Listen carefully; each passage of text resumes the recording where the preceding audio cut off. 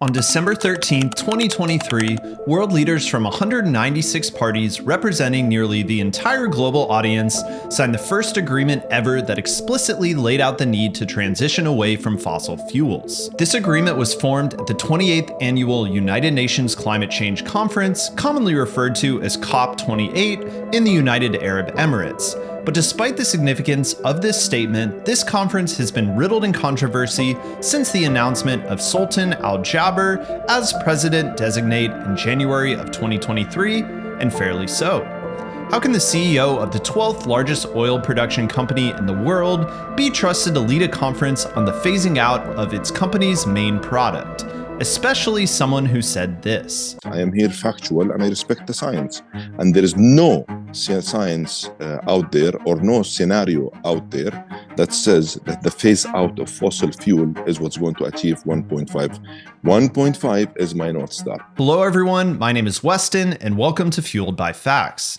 There's no doubt in my mind that discourse around climate issues is at an all-time high in 2023. From the US's withdrawal from the Paris Agreement in 2020 to its rejoining in 2021, the rise of Just Stop Oil and other fairly extreme activist groups, to the growing of political polarization in the United States and lack of bipartisan support in favor of addressing climate change. So while the amount of negative coverage of the event is not surprising, the number of controversies surrounding Al Jaber and the conference surely are. With the name as clear as the COP, or Conference of the Parties, what is the significance of this event? The COP is essentially the annual conference held by the United Nations Framework Convention on Climate Change, or UNFCCC, which dates back to its adoption in 1992. The convention was formed as a means to protect the climate system for the benefit of present and future generations of humankind, with parties acting on the basis of equity and in accordance with their common but differentiated responsibilities and respective capabilities. The UNFCCC has been ratified by 198 countries with near universal global support, making this one of the only opportunities for the world to come together and formulate goals to mitigate the climate crisis. And come together they did, with nearly 80,000 confirmed attendees at COP28, making this the biggest climate change conference ever held. Even if you haven't closely followed climate change efforts, you've likely heard of the Paris Agreement that was signed back in 2015. The agreement is legally binding, although we'll talk a little bit more about this later, and has an overall goal to hold the increase in the global average temperature to well below 2 degrees Celsius above pre-industrial levels, and to pursue efforts to limit the temperature increase to 1.5 degrees Celsius above pre-industrial levels. The agreement has pretty widespread support, with 195 parties involved, accounting for around 98% of all global emissions.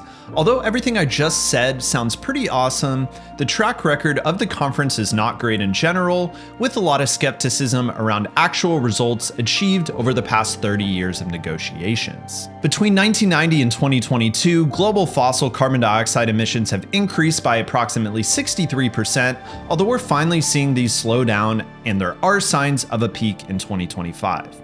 And some scientists believe we're already at 1.1 degrees Celsius of temperature increase above pre-industrial levels. According to the Pacific Northwest National Laboratory, if current climate pledges are upheld, we're roughly on track to keep global warming below 2 degrees Celsius, but the 1.5 degree goal set in the Paris Agreement is not in reach. The first global stocktake, or the guiding document from COP28, recognizes the need for deep, rapid, and sustained reductions in global greenhouse emissions of 43% by 2030 and 60% by 2035 relative to the 2019 levels. The United Nations says insufficient progress is being made by governments in tackling climate change. A new report by the UN says the path of global emissions is not following a downward trend that's needed to hit climate targets this decade.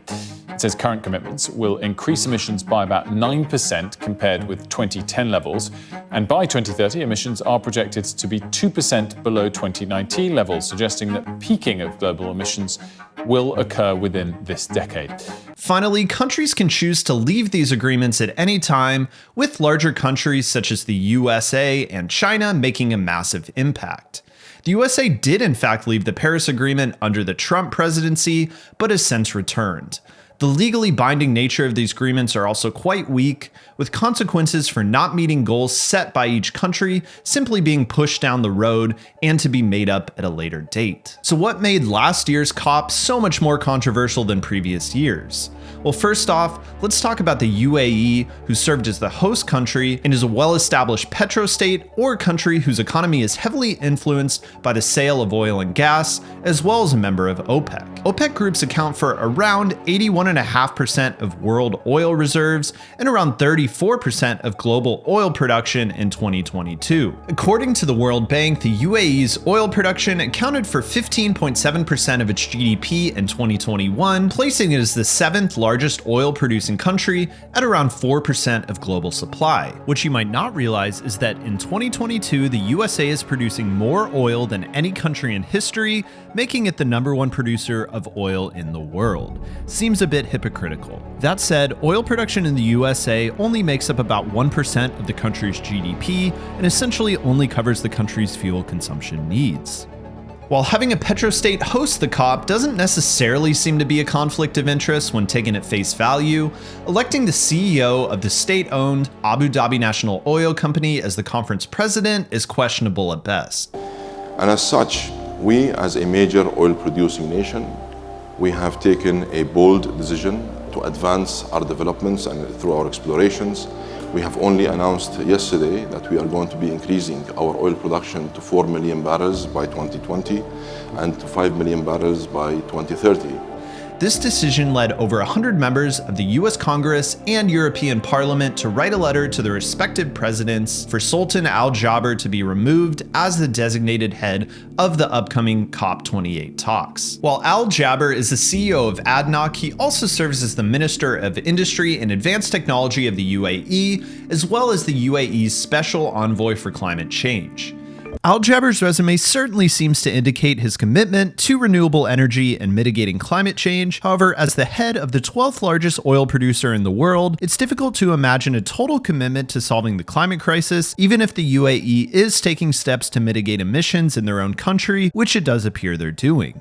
ADNOC, one of the world's biggest oil producers, has said it will aim to achieve net zero emissions by 2045 rather than its original target of 2050, and cut methane emissions to zero by 2030.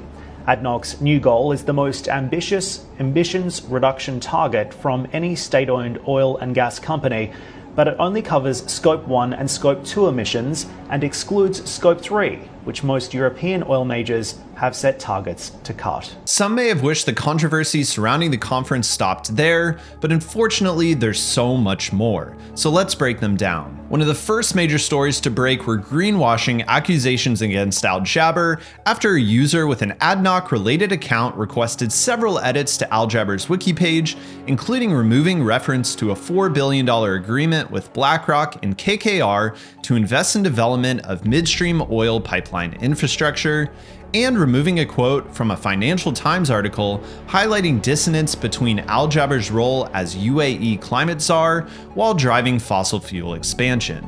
This was attempted to be replaced with a statement on how profits from increased fuel production will be used to fund green fuel technologies. While the user did disclose that they were paid by ADNOC, their identity was never disclosed. Another member of the COP28 staff under the UAE was called out for editing the COP28 Wikipedia page without divulging this information before being called out by Wikipedia moderators. This included adding a quote from Bloomberg stating, "Al Jaber is precisely the kind of ally the climate movement needs," which surprisingly didn't make the final cut in the article. Around the time of the Wikipedia greenwashing accusations, a large number of presumably fake profiles were found on Twitter posting in support of Al Jaber and the UAE in regards to climate action. A summary of these posts was provided by Dr. Mark Owen Jones, who's an associate professor at Hamad bin Khalifa University and lectures and researches on political repression and information control strategies. The Climate Action Against Disinformation Project published a pretty extensive paper which identified similarities in bios, post language, timing of posts, and the presence of AI profile pictures among suspect posts. Nothing definitive came out of this, but it does seem to be a bit coincidental. Ties between a major petroleum company and the largest climate gathering in the world definitely raised some red flags, one of which is the ability of the oil company to access private emails that could be used for information gathering or other potential nefarious uses. After some alarms were raised, The Guardian conducted an internal investigation in July of last year, working with 2 technical experts to understand if COP28 emails were completely separated from ADNOC. These investigations performed by Dr. Richard Clayton of the University of Cambridge and Professor Alan Woodward, a computer security expert at the University of Surrey in the UK, basically concluded that for a period of time, COP emails appeared to be handed off to the ADNOC servers before distribution. While potential greenwashing and propaganda by an oil company are certainly controversial, investment into non-green projects pose an actual threat to the climate battle. The UAE has been repeatedly criticized for their recent investment into oil and gas infrastructure and plans to increase production, which have been made clear by ADNOC themselves. After all, 30% of the UAE's economy is based on the oil and gas industry. In 2021, ADNOC announced a $744 million offshore oil block to increase oil production capacity to 5 million barrels per day. And in 2023, ADNOC announced investment in a $17 billion natural gas project planned to operate with net zero carbon dioxide emissions. At the same time, ADNOC has opened the region's first high-speed green hydrogen refueling station, which utilizes clean grid electricity. ADNOC does appear to be diversifying their energy portfolio and outpacing others in doing so. Where my concerns lie is on the potential for long-term use of carbon capture technologies, which could potentially prolong the use of fossil fuels. Carbon capture implementation has been proven to be extremely expensive as well as inefficient, and there's just not enough data at this time to support the technology as an effective long-term solution. While the COP28 parties have agreed for the transition away from fossil fuels, no timeline has been placed on the actual phase out of these fuels altogether, even with net zero pledges by 2050.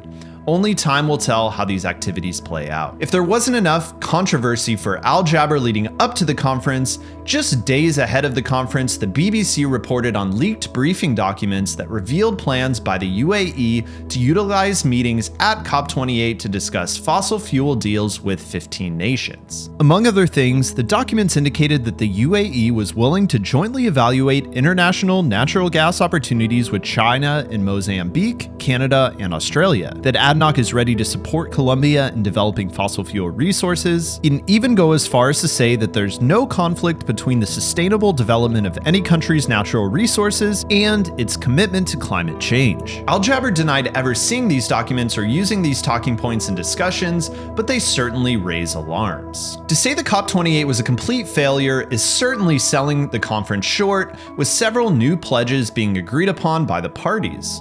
For one, 50 of the largest fossil fuel companies signed an oil and gas decarbonization charter. This charter requires a stop to flaring excess gas by 2030 and the elimination of almost all leaks of methane. This commitment by industry is a significant win in my books if followed through with. Another major pledge includes the tripling of world renewable energy capacity to greater than 11,000 gigawatts by 2030, a lofty goal but one that is crucial to finally see a reduction in global emissions.